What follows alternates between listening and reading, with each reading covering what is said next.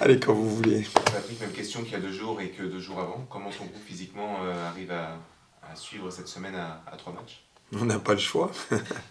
On n'a pas le choix, c'est l'enchaînement des matchs. Après, je ne vais pas dire le contraire. Il y a beaucoup de fatigue, surtout sur certains, qui ont enchaîné et sur 2 matchs, énormément de temps de jeu. Par rapport aussi, on s'est retrouvé 2 fois en infériorité numérique.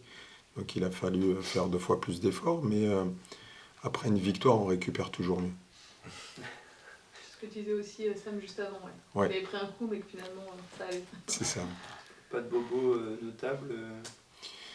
Il y a Anto qui est encore trop juste, même s'il a repris l'entraînement. Anto Ribelin, il y a Amadou Cissé, pareil, qui a repris aussi l'entraînement, qui est aussi encore trop juste.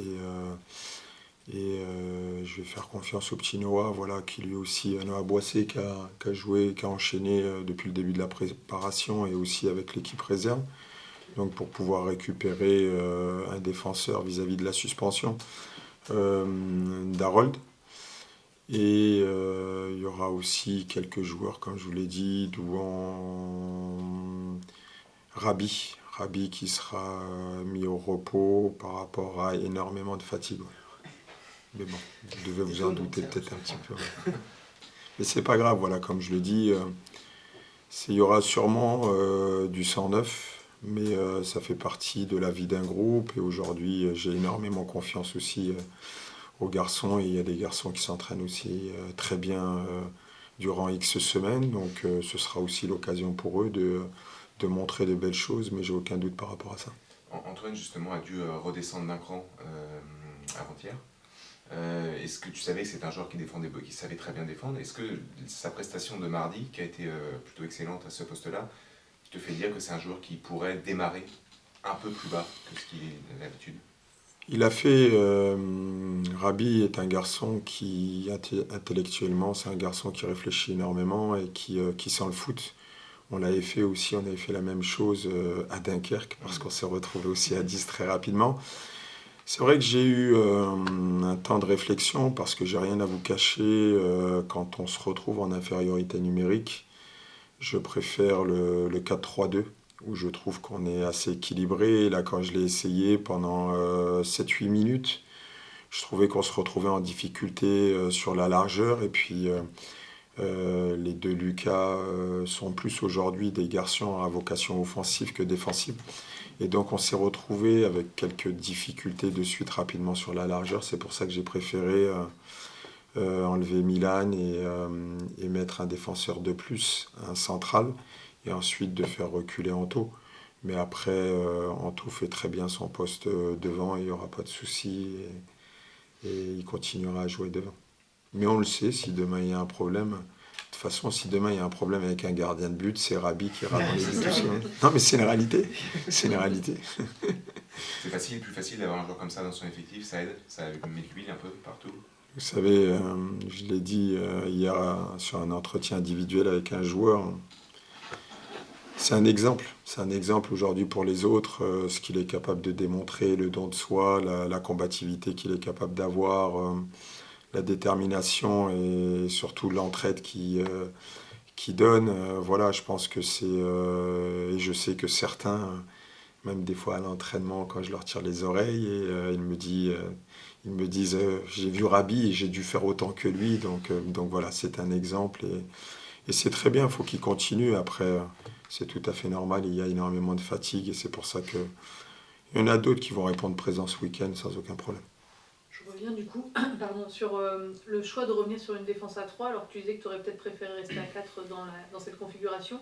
On voit que c'est un choix qui réussit bien au Mans FC. Sam nous disait juste avant qu'ils avaient vraiment pris des repères. Qu'est-ce que ça apporte cette défense à 3 par rapport à une défense à 4 par exemple? C'était pas prévu avant que j'arrive ici, parce qu'ils avaient l'habitude de jouer à 4. Je pense que c'est des garçons qui peuvent répondre à l'impact athlétique. Ils sont capables aujourd'hui de pouvoir travailler sur une largeur de surface, et c'est des garçons qui sont capables aujourd'hui d'avoir des fixations et de pouvoir ressortir proprement avec des ballons. Donc après, c'est souvent par rapport aux joueurs que l'on a aujourd'hui. Et moi, je dirais un peu plus, ça nous permet, et ce que je voudrais, voilà, c'est de pouvoir avoir un maximum de joueurs dans la surface adverse, tout en restant équilibré.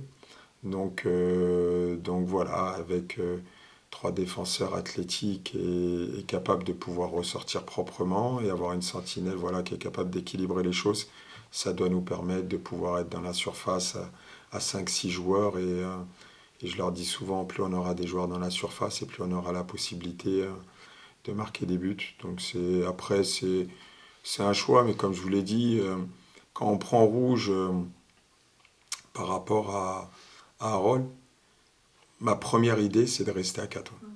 Mais je me rends compte rapidement qu'on est souvent en déséquilibre et en manque de repères aussi. C'est une réalité. Clermont a pris 4 buts à Reims. Quel type de confrontation tu imagines? Est-ce que c'est une équipe comme ça qui suit une lourde défaite a un peu les dents serrés pour 2-3 jours plus tard ou Ça va être une équipe revancharde. Un match comme était Grenoble aussi, venait de perdre le derby 3 jours avant contre Annecy. Ça reste une équipe difficile à manœuvrer. Avant ce match-là, c'était la meilleure défense du championnat. Ils ont pris un rouge très rapidement par rapport à Salmier au bout de la 3e minute. Donc ça a été difficile sur eux. Mais voilà, c'est une équipe expérimentée, une équipe qui est assez puissante, athlétique, capable des joueurs de faire des différences en 1 contre 1. Donc on s'attend encore à un match compliqué, on le sait très bien. Après, à nous de nous le rendre pas aussi compliqué que les 2 derniers week-ends. Mais voilà, on y va avec beaucoup d'ambition, beaucoup d'humilité, je vous le dis souvent. Mais on y va pour aller chercher un résultat. Est-ce que d'avoir pris 2 cartons rouges assez tôt dans le match sur les 2 dernières rencontres, ça peut avoir une incidence psychologique sur tes joueurs, sur tes défenseurs en particulier, de se dire on va peut-être commencer pas en levant le pied, mais... Non, ça ne doit pas l'avoir. Ça doit pas l'avoir. Aujourd'hui, on doit jouer. On sait qu'on doit avoir de l'intensité dans notre jeu, de l'agressivité. Il est quand même assez difficile ce carton. Voilà. Après, je vais vous le dire une bêtise. Malan, il fait 3 fautes, il prend 2 jaunes. Là, il fait 2 fautes, il prend 2 jaunes. Voilà. Après, c'est des décisions qu'il faut respecter.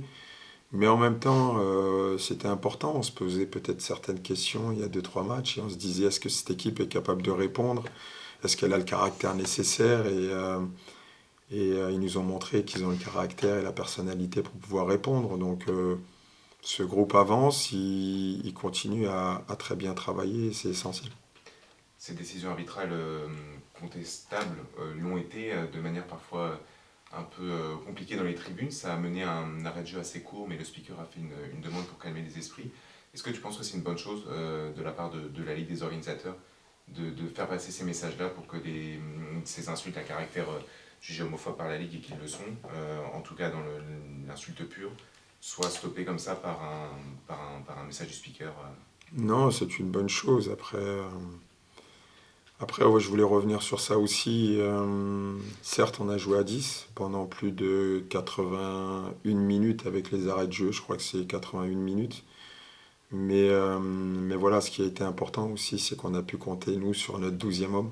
Je pense qu'ils ont été extraordinaires. Alors sur ce petit laps de temps, voilà, il faut qu'on évite. C'est une certitude par rapport à ce caractère homophobe. Mais voilà, je tenais à le remercier parce que les supporters ont été derrière nous, y compris même sur le dernier match, quand on a perdu 1-0. Je trouve qu'ils ont fait amplement leur rôle. Ils ont tenu leur rôle qui a été extraordinaire. On a toujours eu ce soutien de leur part et je pense que c'est très important. On en a parlé aussi avec les joueurs.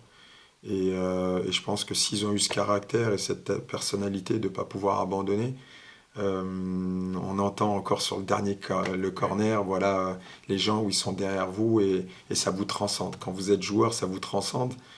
Et voilà, je tenais à les remercier. On aura besoin d'eux encore. Donc c'est une très très bonne chose. Ok. C'est bon? Merci beaucoup. Merci.